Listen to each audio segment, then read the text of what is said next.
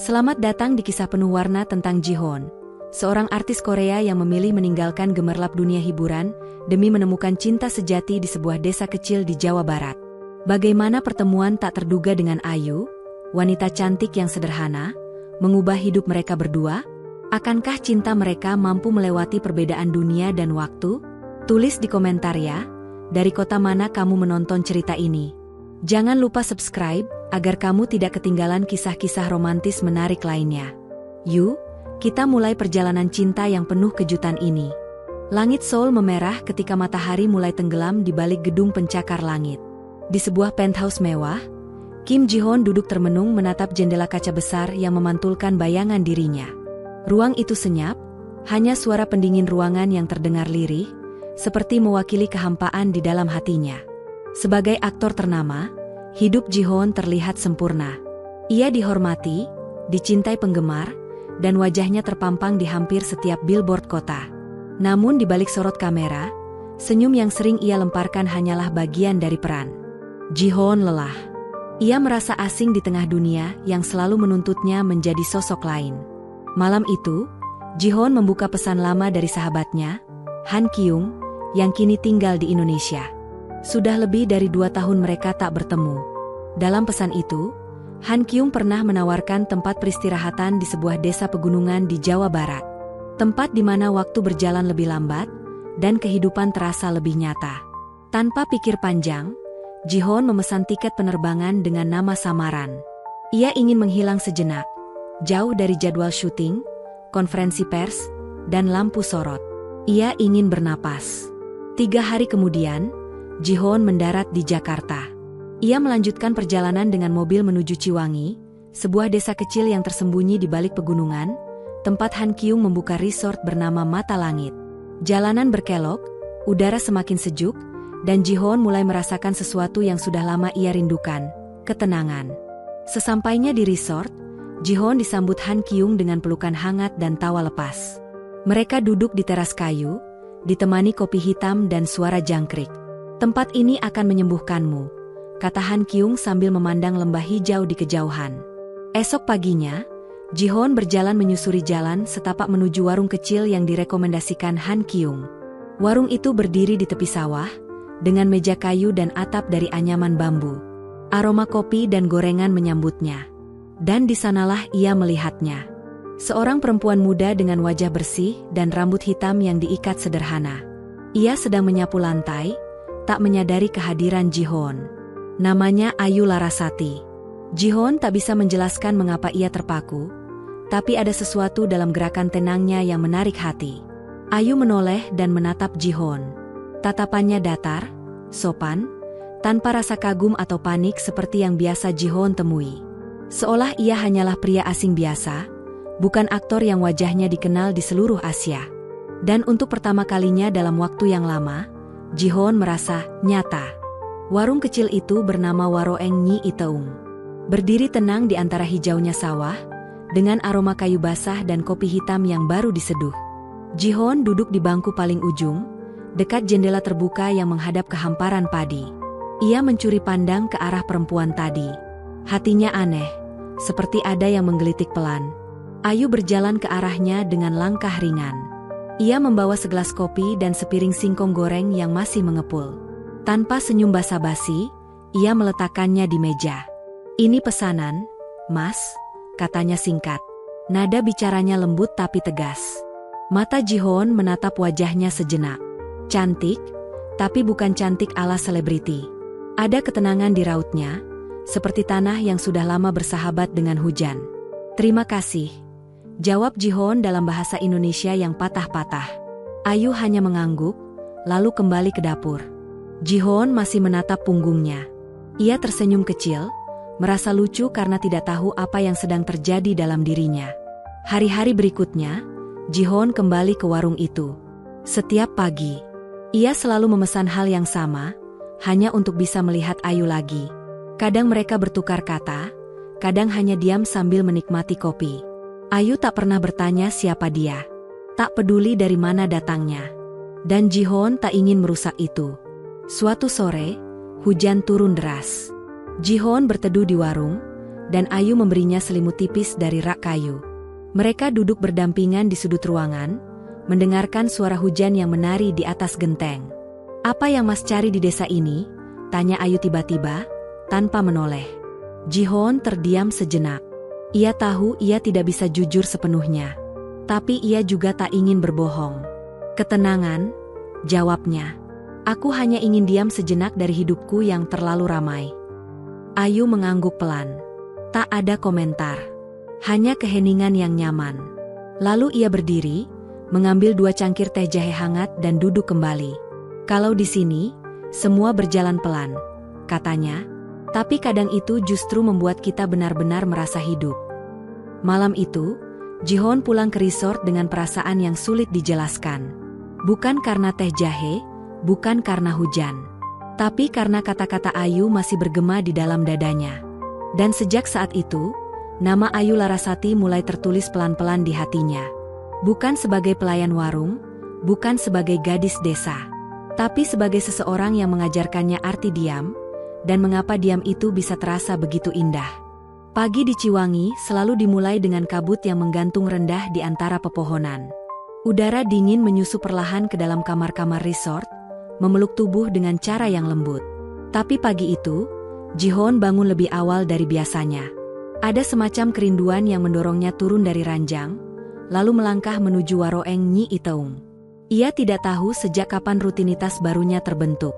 Tapi setiap pagi kini terasa kurang bila tak melihat senyum tipis Ayu, atau hanya sekadar duduk di bangku kayu sambil menyeruput kopi buatan tangannya.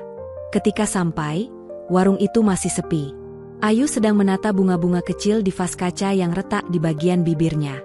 Ia tampak tenggelam dalam pikirannya, tidak menyadari kehadiran Ji-hoon. "Aku bantu, boleh?" tanya Ji-hoon dari ambang pintu. Ayu menoleh dengan sedikit kaget, tapi tak menolak. Ia mengangguk, lalu memberinya setangkai mawar hutan yang belum mekar sempurna. "Kamu selalu datang pagi-pagi," kata Ayu pelan. "Kamu gak bosan lihat pemandangan di sini?" "Aku tidak datang untuk pemandangannya," jawab Ji-hoon sambil menatap Ayu. Matanya tak berpaling. Ayu tertawa kecil, tapi pipinya sedikit merona. Ia berpaling ke arah meja, berpura-pura sibuk mengatur sendok. Sejak pertemuan pertama, Ayu sudah bisa merasakan ada sesuatu yang berbeda dari pria ini. Tapi ia menyimpannya rapat-rapat dalam hati. Hari-hari berikutnya dipenuhi percakapan ringan dan tawa kecil. Ji-hoon belajar cara menumbuk kopi dengan tangan, menanam cabai di kebun kecil milik Ayu, bahkan membantu memperbaiki lampu warung yang berkedip. Semua hal yang tak pernah ia lakukan sebelumnya. Hal-hal yang sederhana, tapi membuatnya merasa utuh. Malam hari, ia sering duduk di balkon resort sambil memandangi langit yang penuh bintang. Ia mulai menulis di buku catatan kecil, menuliskan hal-hal yang ia rasakan, yang selama ini tak pernah ia beri ruang untuk tumbuh. Sementara itu, Ayu mulai merasa gusar. Ia tahu pria itu bukan orang biasa. Caranya bicara, cara ia menatap, dan bagaimana orang-orang kadang diam-diam memperhatikannya ketika mereka berjalan ke pasar bersama. Tapi Ji-hoon tak pernah berkata jujur tentang siapa dirinya, dan Ayu terlalu menjaga perasaannya untuk bertanya. Namun, satu hal yang jelas. Sejak kehadiran Ji-hoon, hari-hari Ayu tidak lagi sama. Ia mulai menunggu pagi, menyiapkan kopi dengan lebih rapi, dan tersenyum pada dirinya sendiri ketika melihat bayangan Ji-hoon datang dari kejauhan. Di antara udara dingin, aroma tanah basah, dan senyum-senyum yang tertahan, tumbuhlah sesuatu yang belum sempat mereka beri nama. Tapi keduanya tahu, itu bukan sekadar pertemanan. Dan perlahan, keheningan di desa kecil itu mulai menyimpan rahasia yang hangat. Pagi itu, kabut menggantung lebih tebal dari biasanya. Ji-hoon berdiri di depan cermin kamarnya, menatap wajahnya sendiri. Sudah hampir 2 minggu ia tinggal di Ciwangi. Rambutnya lebih panjang, janggut tipis mulai tumbuh, dan kulitnya sedikit menggelap karena matahari pegunungan. Tapi yang paling terasa berbeda adalah matanya. Tak lagi kosong seperti saat di Seoul. Ia menyukai tempat ini. Terlalu menyukainya, mungkin. Hari itu, Ji-hoon dan Ayu berjalan ke pasar bersama. Mereka membawa keranjang rotan, mengobrol sepanjang jalan tanah berbatu. Ayu tertawa saat Ji-hoon salah menyebut nama sayur, dan Ji-hoon tersenyum setiap kali Ayu meliriknya diam-diam. Di tengah keramaian pasar, seorang anak laki-laki berlari ke arah mereka sambil menunjuk Ji-hoon. Ibunya buru-buru menarik si anak dan membisikkan sesuatu ke telinganya. Ji-hoon melihat kejadian itu dengan jantung berdegup lebih cepat. Ayu juga memperhatikan. Ia melirik Ji-hoon. "Mereka seperti mengenalmu," katanya datar. Ji-hoon terdiam sesaat, lalu mencoba tersenyum. "Mungkin wajahku mirip orang lain." Ayu tidak menjawab. Mereka melanjutkan belanja, tapi suasana berubah. Keheningan yang biasanya nyaman, kini terasa menggantung. Malam harinya, Ji-hoon kembali ke warung Ayu. Ia membawa sebuah bingkisan kecil berisi kue beras khas Korea. Ayu menerimanya dengan ragu. "Aku mau jujur," kata Ji-hoon akhirnya, duduk di bangku panjang menghadap dapur terbuka. Ayu diam, menatap cangkir teh yang belum disentuhnya. "Namaku bukan Jino, seperti yang aku bilang dulu. Nama asliku Kim Ji-hoon. Aku seorang aktor." Ayu menoleh perlahan, tapi ekspresinya tidak berubah.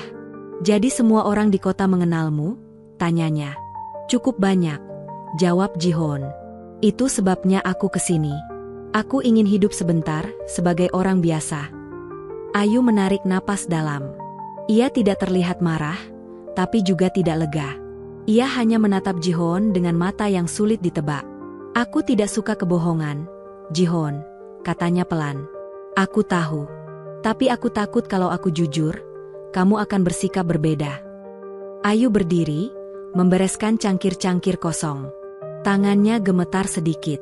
Ia tidak marah, tapi kecewa.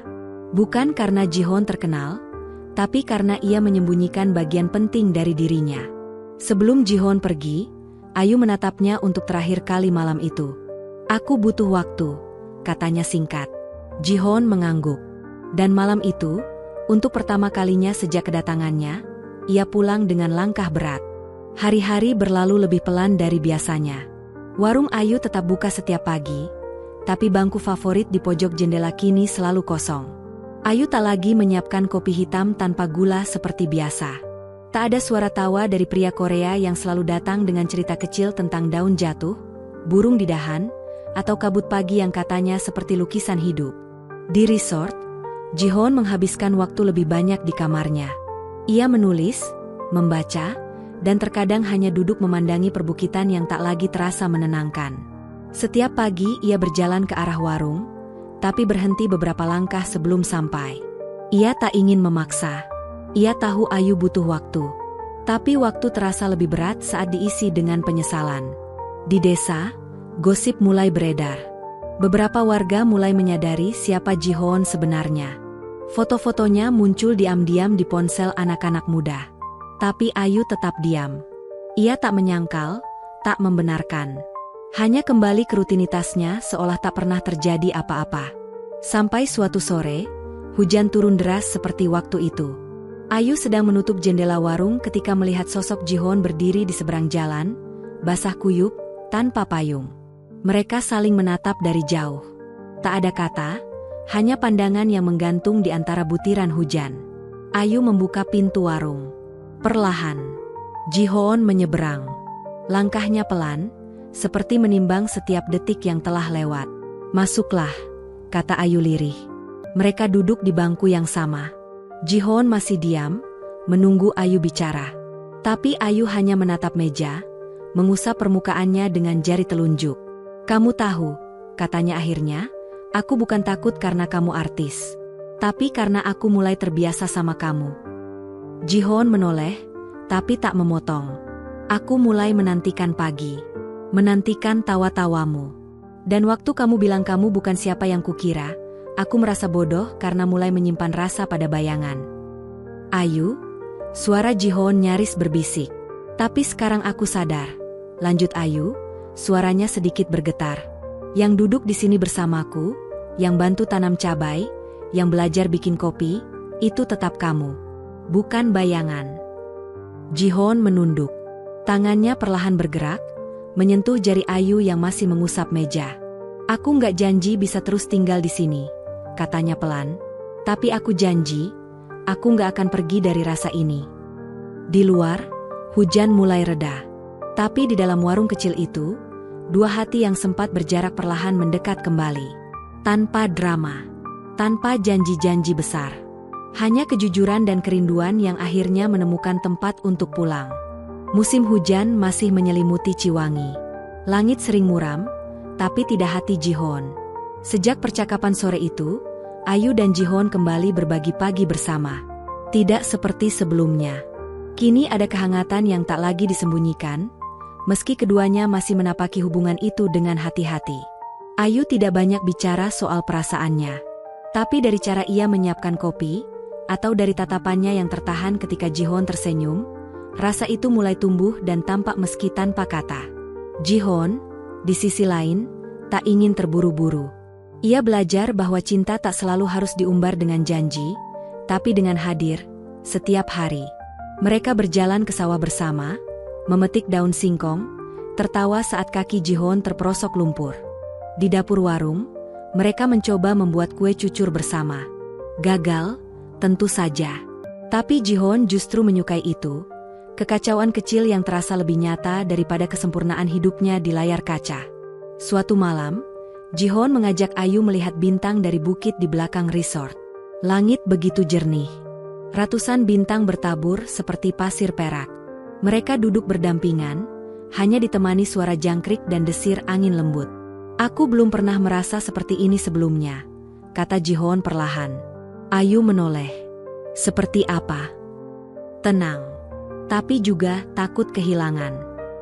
Ayu menatap ke langit. Lama. Kalau kamu pergi nanti, kamu akan ingat tempat ini. Setiap sudutnya, jawab Jihon cepat. Dan kamu. Keheningan menggantung sebentar, lalu Ayu menyandarkan kepalanya di bahu Jihon. Tak ada kata yang lebih kuat dari itu.